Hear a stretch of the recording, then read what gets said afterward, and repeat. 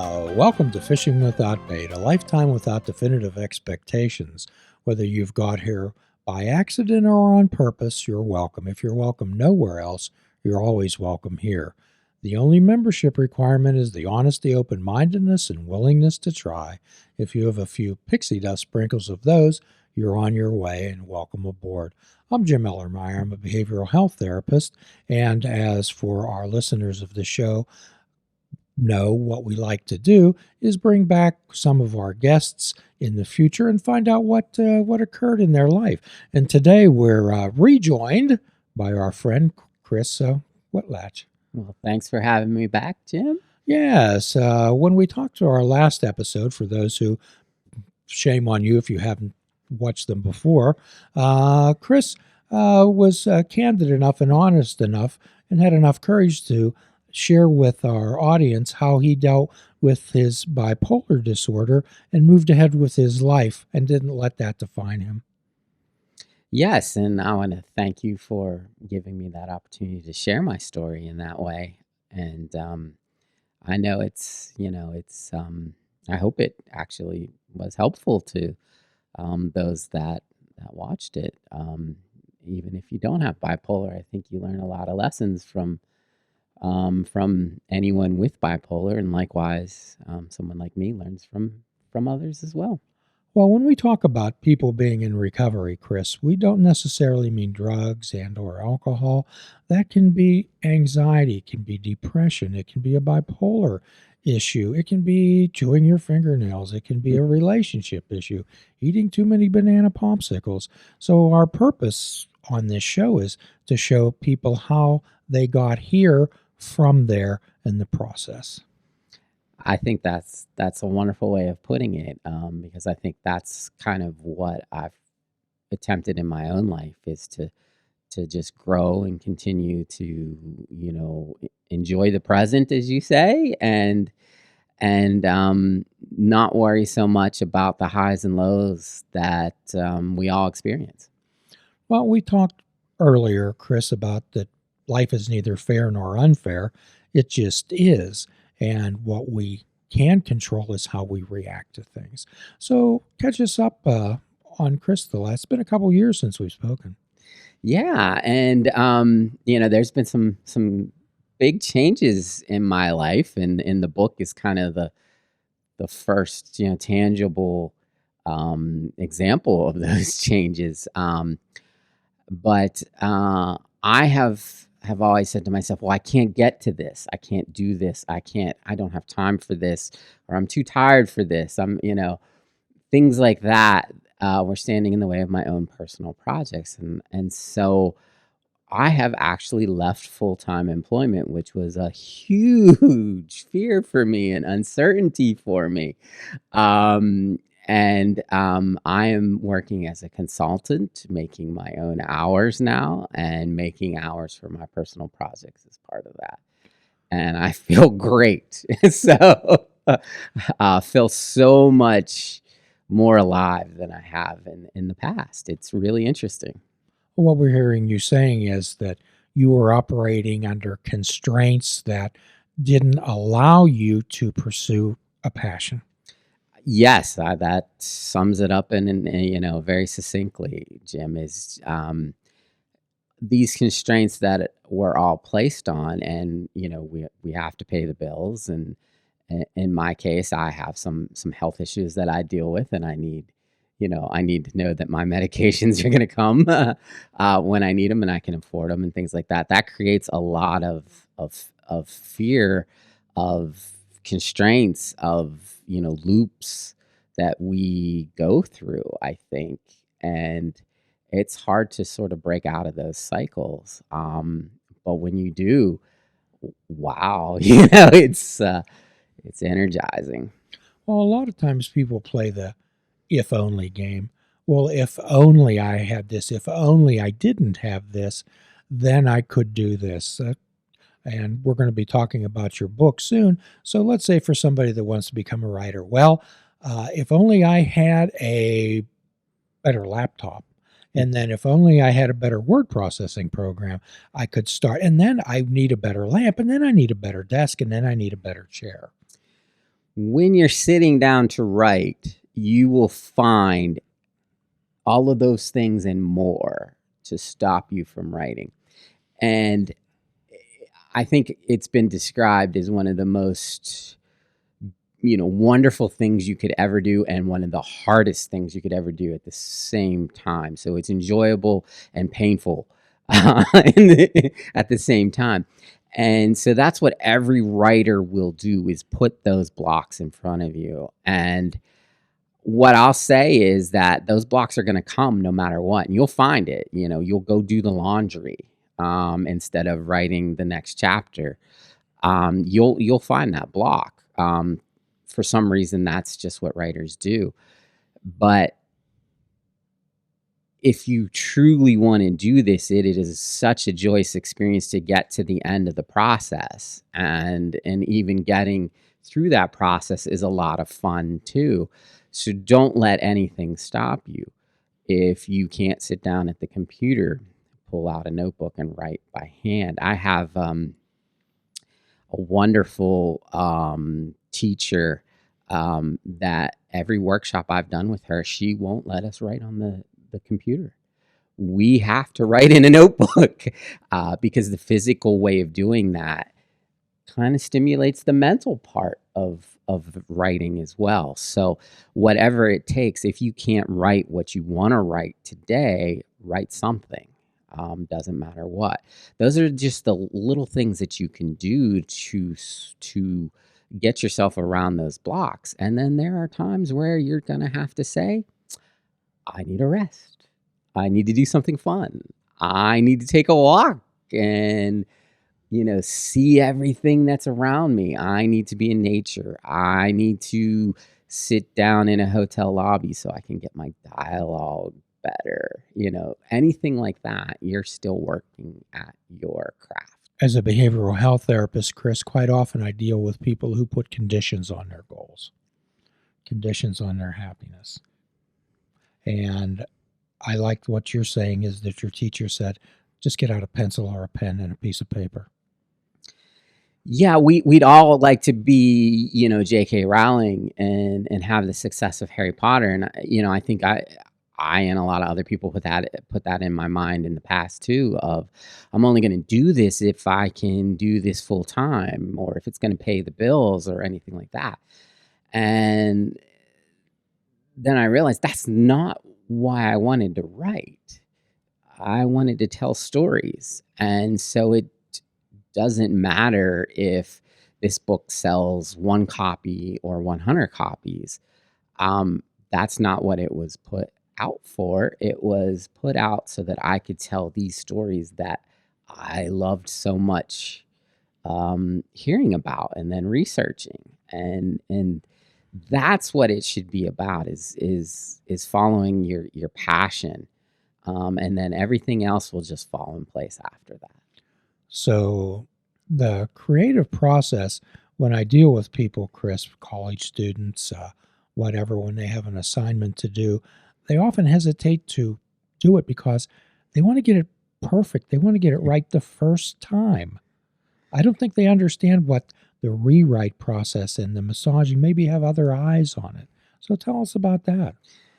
Yeah, it's really difficult still for me to get a critique on something I've written. And it's taken me a long time to sort of get over that rejection, I guess. And it's not necessarily rejection when you get a critique. It's actually someone that's trying to make your work better. Luckily, I have a wonderful wife who is my first editor on anything that I ever do. And she knows exactly how to sort of critique my baby before it grows up. And, once we get through that first process, it then gets easier and easier and easier. And nothing you do is going to be necessarily perfect out of the gate. And how somebody reads it and views it is just as important as what you're producing too, because you want to make that connection with your audiences. So knowing how somebody reacts and being able to take that critique and then take it back and build on that. You don't have to just take it, build on it. The ability to take helpful criticism is important as the ability to take compliments. Yeah, and if you can do that, wow, if you can take a critique as well as you take a compliment, then you're doing good. So, how does the process begin? You start off with an idea. Yeah, it can be an idea, or it can just be, I want to share my experience of, what I've done, or I want to share my passions of what I like. I think it can spark, and your creativity can be sparked and started from any number of places. You could be sitting in traffic and something might hit you on the way in. It's, wow, that would be a good story. Well, yeah, it'd be a good story. So your passion was about the city of Pittsburgh. Yes. So, it's an interesting route in it. And one of the lessons I learned is that there are always going to be people there that will help you too, help spur you along, help you with the next thing. But the idea came because I was working on a project for the Pittsburgh Foundation. I was working for the Pittsburgh Foundation at the time. And my boss there was Grant Oliphant, and he sat on the board of the Cultural Trust, and it was the 25th anniversary of the Cultural Trust. And they have basically taken a lot of these old vice properties and turned them into now cultural attractions, or back to cultural attractions, because that's what was there before, right? And he said, well, Chris, you're good at research. Why don't you take a look at what these buildings were and now what they are? And so I started searching through newspapers. I started searching through old Post-Gazette clippings and Pittsburgh Press clippings. And when I started looking for these buildings, the stories started popping up. And I said, wow, this reads like Goodfellas. I said, this would be really cool. So I started to write these things down. I just started writing them down. It never became the project for the Pittsburgh Foundation. But then I moved on, and I was hosting a show called Into Pittsburgh. And I was having great people on the show that were doing great things in Pittsburgh. And one of them was Bonnie Baxter, DoorsOpen Pittsburgh. And I said, you know what, Bonnie, you got these tours coming up. I got this great story about this one building that you guys are going to be going into. I said, I'd be happy to stand out there and tell it. And she said, why don't you just take all your stories and put them together into a tour? And it was her that kind of spurred it into having me start to organize these stories and how they lay out and what the connections were. So, without those two pieces, I don't know if I would have never got to the point of where I was like, oh, I want to write this in a book, Well, there's all types of factors that play into our choices and decisions, but it's the action and effort part that I hear you talking about. So tell us about the title of the book. Tell us how that came about and when it came about. Until I started thinking, well, what kind of stories these are, right? It's not necessarily historical, but it is. And it's not full on true crime, but it is. So it had all these pieces to it. And I said, well, these are the notorious stories of Pittsburgh. These are the ones that, Pittsburgh's really good at redding up, right? That's what we do here in Pittsburgh. We red things up. And so these are the stories that might have been sort of shoved underneath, the carpet, here in Pittsburgh, and not told as often. And so that's where the title came from. And so it became Notorious Pittsburgh. Notorious Pittsburgh. I read the book carefully. It was incredibly well researched. And a lot of these stories, I think that people there's like an uncle that people don't talk about. Yes. Yeah. It was amazing to me when I first started taking people on these walking tours, and I first started telling the stories. And the first tour was through the old red light district, which is now the cultural district here in Pittsburgh. And it was amazing to me, the people that said, I knew so-and-so, or I used to come to that building There's a bathhouse in the basement, and my dance studio was on the second floor. And I used to ask my mother, like, why don't they just take their baths at home? So yeah, it was amazing to me at the connections. And Pittsburgh is that place, right? It's like 6 degrees here in Pittsburgh. You're connected in some way to something, to some event or some person that knew something. Here in Pittsburgh, it's real easy to find those people. What I caught on quickly, Chris, was in the beginning of the book, the center of the vice trade, whatever you want to call it, the massage parlor things, the clubs, the exclusive clubs, seem to center around Grant Street. Yes.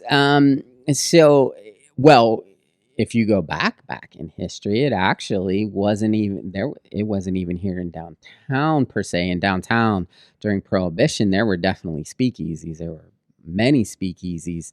But the sort of red light district was on the north side, around where the stadiums are now.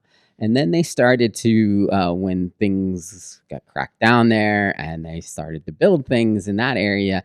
A lot of the steel mills were moving out. That caused a lot of businesses to close down here in Pittsburgh. That caused real estate to get really cheap here in downtown. And I fear we might be heading towards that again. So we've got to be very mindful of our history. But it was easy to buy up these spaces, get these spaces on Liberty Avenue and Penn Avenue, basically from Grant to Stanwix. So this could be the story of any city. It can. It can. What happens is when economic conditions exist that make it possible to make money in a certain area, that's what will happen.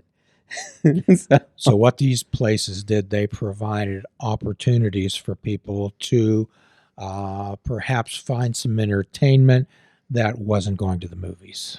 Yes. So, I think, Pittsburgh was built, we always said it's a shot and beer town. It was built on take home pay.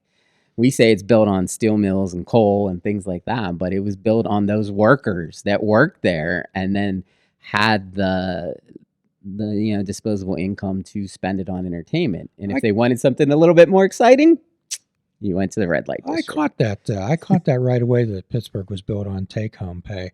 When we talk about cities, when we give histories of cities, normally they talk about its most illustrious citizens, the people the judges, the lawyers, the entrepreneurs, the movers, the shakers, the Andrew Carnegies, the George Westinghouses here in Pittsburgh. But what you talk a lot about the everyman. Yes, because the everyman was doing the job that made those titans, and yeah, we celebrate Andrew Carnegie here because, well, he provided a lot of money, and that's why we have libraries here in Pittsburgh, right? Have such great libraries here, probably one of the best library systems in the United States, basically, thanks to his money. But he wasn't always there's a lot of notorious stories around Carnegie for what he did with his workers. Absolutely. And, his steel was made by his workers. And those jobs, people came to Pittsburgh for those jobs because those jobs put a chicken in every pot, put a car in your driveway, could, basically have a family. When you lost a steel job here in Pittsburgh, you didn't lose one, you lost 4 because it paid for the entire family. It was family sustaining wages. It's hard work, very hard work, but family sustaining wages. So not only were there grocery stores set up for people to buy food, there was houses, there was people to sell clothes and shoes, and there was also people who were willing to provide entertainment, let's say, of a baser nature. Yes, and when you work that hard, well, sometimes you needed some excitement, and there was a bar outside of every steel mill. So if you didn't want to drink there, you wanted to take it in for some more excitement. Well, those buildings downtown were perfect for Vice because you could put a X-rated bookstore in the bottom retail sections, and you could use those upper floors on the second and third floors of those buildings. They made great massage parlors. So we don't want to cast any dispersions on legitimate massage therapists here who do a wonderful job and provide a great service. However, I think massage had another connotation. Yes, absolutely not. These were not massage parlors. That was the legitimate front that they basically put on a business that was a prostitution business. These women were being sold for sex. So I think we're seeing a resurgence of that today with the human trafficking that's going on. However, back then, I think that a lot of these women just were looking for substance, were looking for a job. Yeah, if you, I think it's very similar then as it is today. If you were looking for a way out of a bad situation in your home, this was one of those ways. And in some cases, if you worked for, say, Tex Gill, well, he treated his workers very, very well.